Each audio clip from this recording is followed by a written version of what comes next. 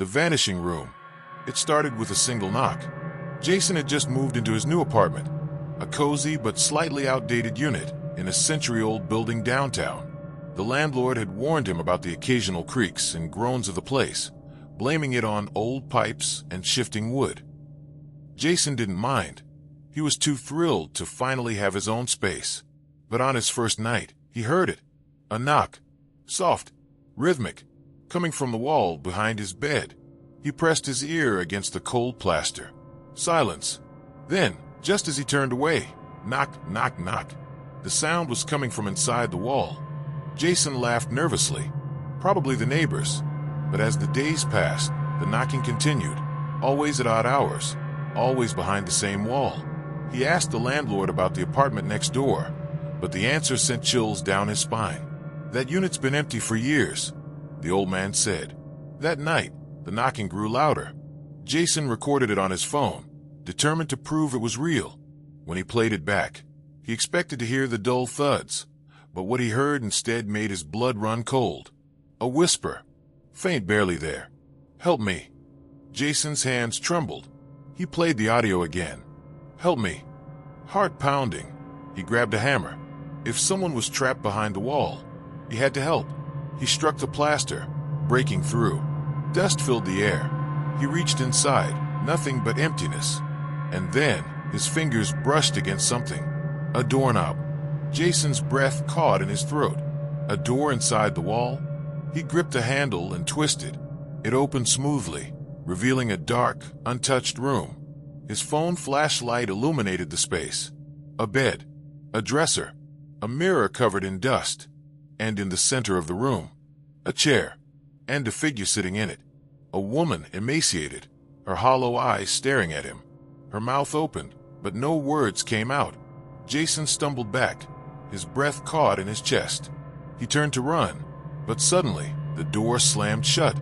The knocking resumed, but this time it was coming from his side of the wall, and from the other side a voice whispered, "Help me." The last passenger. It was past midnight when Ryan, a night shift taxi driver, accepted his final fare of the night. The request came from the old train station on the outskirts of town, a place that had been abandoned for decades. Ryan hesitated. Who would be out there this late? The rain poured in heavy sheets as he pulled up to the station. Its rusted awning sagged under years of neglect, and shattered windows loomed like hollow eyes in the darkness. No streetlights, no movement, just the rhythmic drumming of rain against the pavement. Then he saw her. A woman stood under the awning, motionless. She wore a long, vintage dress that clung to her thin frame, drenched from the rain. Her hair, dark and heavy with water, dripped onto her shoulders. She didn't wave him down. She didn't move at all. She just stared. Ryan hesitated, but finally unlocked the doors. She stepped in without a word, her soaked dress rustling against the leather seat. "Where to?" he asked, glancing at the rearview mirror. Her lips parted, barely moving. "Just drive." He swallowed hard and pulled away from the station. For the first few minutes, she said nothing. The silence was suffocating. Ryan adjusted the mirror to get a better look at her. She sat stiffly, hands folded in her lap, staring straight ahead. "Rough night," he attempted. No response. A shiver crawled up his spine. Something felt off. Then he noticed the smell, damp earth, old wood, and something faintly metallic. It clung to the air, heavy and sickly sweet. Ryan tightened his grip on the wheel. "Miss, are you okay?" Finally, she turned her head. Her eyes were sunken, her skin ashen. A deep gash ran across her throat, jagged and raw. Ryan's heart stopped. The car swerved as he let out a strangled gasp. He slammed the brakes, hands shaking, chest heaving. He turned around. The back seat was empty. Water dripped onto the seat, where she had been. The scent of damp earth lingered. Ryan stared at the road ahead, his pulse thundering in his ears. And then, from the back seat, a whisper, "Keep driving." The Blackwell, the town of Blackridge, had always carried whispers of something lurking beneath its soil. Stories passed down for generations spoke of a cursed well, one that no man, woman, or child dared approach after nightfall. No one truly knew when the well had been built, nor who had first discovered it. But the stories agreed on one thing. Those who peered into its darkness never returned the same. The dare. 17-year-old Eric Turner never believed in ghost stories. They were relics of a fearful past, he thought, tales meant to keep children in check. So when his friends dared him to visit the Black Well on the outskirts of town, he scoffed and took the challenge without hesitation. Armed with nothing but a flashlight and his phone, Eric ventured into the woods.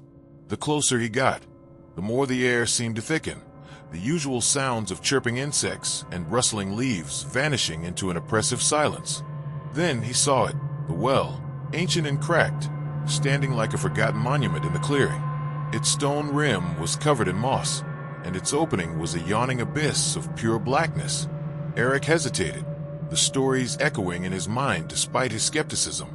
Swallowing his fear, he took a step closer and shone his flashlight down into the well. There was nothing, just an empty void. And then, a whisper. The descent. At first, Eric thought it was the wind, but as he listened, the whisper formed into words.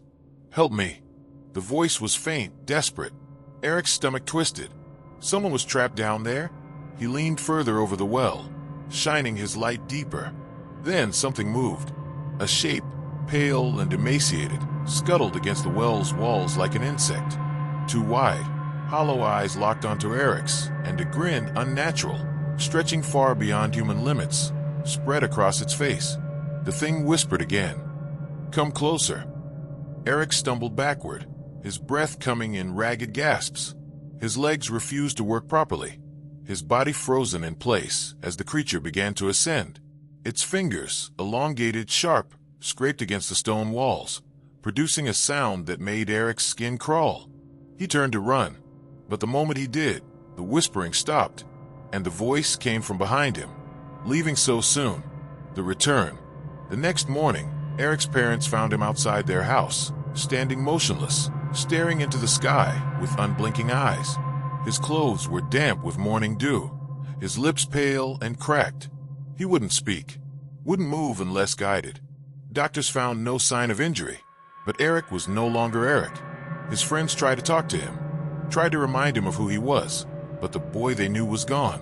And sometimes, at night, if you listened closely, you could hear him whispering to himself, repeating the same words over and over. "Come closer, come closer." The whispering woods. The town of Black Hollow had always been surrounded by dense, ancient woods, a place where the wind seemed to carry whispers, where shadows moved even when no one was there. It was said that those who ventured too deep never returned, or if they did, they weren't the same. Mara and her 3 friends, Daniel, Alex, and Jess, weren't superstitious. They laughed at the stories of the whispering woods. Urban legends, they called them. But one crisp October night, fueled by adrenaline and teenage bravado, they decided to prove everyone wrong. They entered the woods at midnight, armed with only their flashlights and a single rule: no turning back until they reached the heart of the forest. At first, it was easy. They laughed, they joked, until they noticed something strange. The deeper they went, the quieter it became. No rustling leaves, no chirping crickets, just silence. Then came the whispers. At first, they thought it was the wind, but the voices were too clear, too deliberate. They didn't echo, they surrounded them, calling their names in soft, mocking tones. Daniel, Jess. They spun their flashlights in all directions, but the beams of light seemed weaker, swallowed by the darkness. Then Alex screamed. The others turned to see him staring at a figure, pale, with hollow eyes, barely visible between the trees. But as soon as they caught a glimpse, it was gone. Panic set in. They ran, but the path they had followed was no longer there. The trees had shifted, towering over them like prison walls. Then, one by one, they disappeared. Jess was the first. A moment of distraction, a flicker of movement, and she was gone. No sound, no scream, just an empty space where she had stood. Then Daniel. He turned for just a second. The last thing Mara saw was his face frozen in terror before he was yanked into the shadows. It was just Mara and Alex now. They ran, but the whispers grew louder. Laughter mixed in with their names. The trees bent and twisted, forming grotesque faces, mouths gaping, eyes hollow. And then Alex was gone too. Mara collapsed, gasping for breath, clutching her flashlight as if it would save her. The whispers stopped. Silence. Then, in front of her, the trees parted, revealing a narrow path bathed in pale moonlight. She ran. She broke through the tree-line, collapsing onto the pavement near the road that led back to town. She turned, expecting to see her friends emerge, but there was nothing. Just darkness. Just the trees, whispering her name. A search party was formed the next day. They found no trace of the others. Mara told them what had happened, but no one believed her. Months passed. Then, one night, she heard it. A whisper outside her window. Come back. The haunting of the Villisca axe murder house. In the quiet town of Villisca, Iowa, a gruesome and mysterious crime took place on the night of June 9th, 1912. The Moore family, Josiah and Sarah Moore, along with their 4 children, had spent the evening at church. They were joined by 2 young guests, Lena and Ina Stillinger, who had been invited to spend the night. When the household went to sleep, they had no idea that they would never wake up again. Sometime after midnight, an unknown assailant entered the home, armed with an axe. One by one, he brutally murdered the sleeping family, striking them with such force that Josiah Moore's face was completely unrecognizable. The killer covered all the mirrors in the house and left a bowl of bloody water in the kitchen, possibly used to clean himself before disappearing into the night. The crime was so horrific that even the seasoned investigators were left horrified. Despite numerous suspects over the years, including a traveling preacher and a convicted murderer, the case was never solved. The town of Villisca was left in shock, and the house itself became infamous for its eerie presence. To this day, the Villisca axe murder house is said to be one of the most haunted locations in America.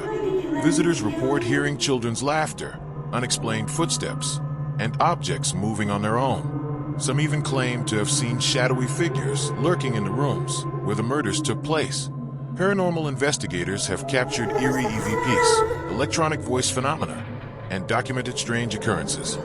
Many believe the spirits of the Moore family and their guests never left the house, forever trapped in a place where their lives were so violently ended. The mystery remains unsolved, and the house stands as a chilling reminder of one of the most horrifying crimes in American history. The haunting of Blackwood Asylum. For decades, the abandoned Blackwood Asylum loomed over the quiet town of Ashford like a malevolent specter. Locals spoke in hushed tones about the horrors that had occurred there, but few dared to investigate. Those who did never return the same. The asylum was built in 1893, initially intended as a place of healing for the mentally ill. However, under the rule of Dr. Edmund Crowe, it became a house of suffering.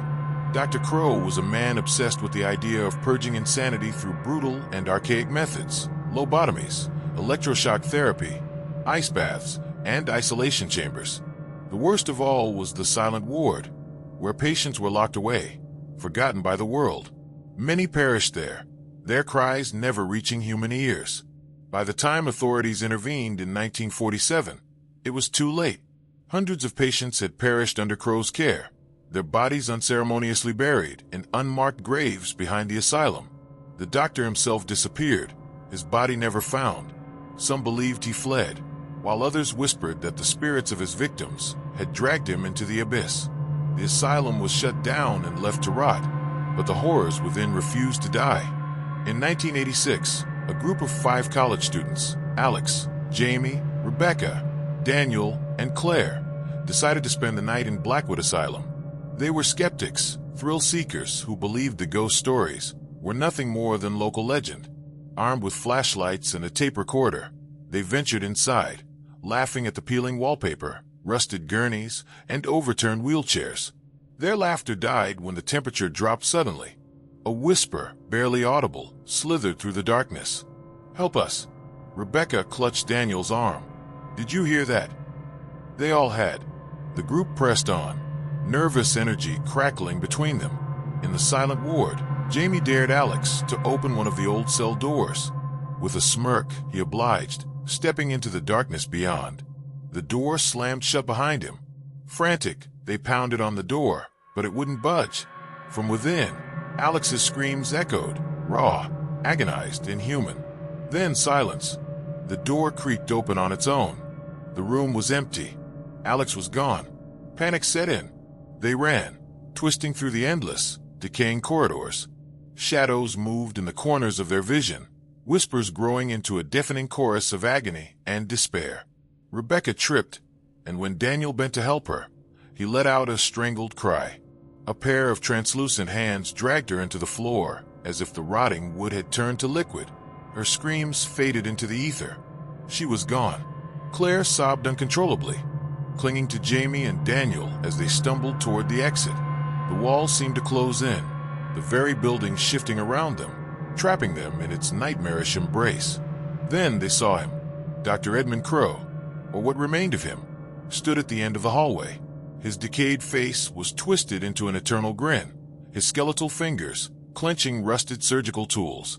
Behind him, hundreds of shadowy figures loomed, their hollow eyes filled with torment. "Stay with us," Crow rasped, stepping closer. Jamie broke first, sprinting blindly toward the exit. A terrible wail erupted from the walls as unseen forces yanked him backward into the dark. Daniel and Claire watched in horror as his body was pulled apart, vanishing piece by piece. The front doors loomed ahead. They were almost free. Daniel pushed Claire forward just as cold, unseen hands wrapped around his throat. He choked out one final plea before being yanked into the abyss. Claire ran until she was back in town, her screams waking the entire neighborhood. She was found on a neighbor's doorstep, incoherent and trembling. The police searched the asylum, but there was no sign of her friends. Claire never spoke of that night again. She moved far away, changed her name, and lived in terrified isolation. Blackwood Asylum remains abandoned to this day, but those who dare to approach its gates claim to hear the screams of the lost, echoes of souls who will never escape. And deep inside, behind rusted doors, Dr. Edmund Crowe still waits, his grin widening for the next fool who dares to enter his domain.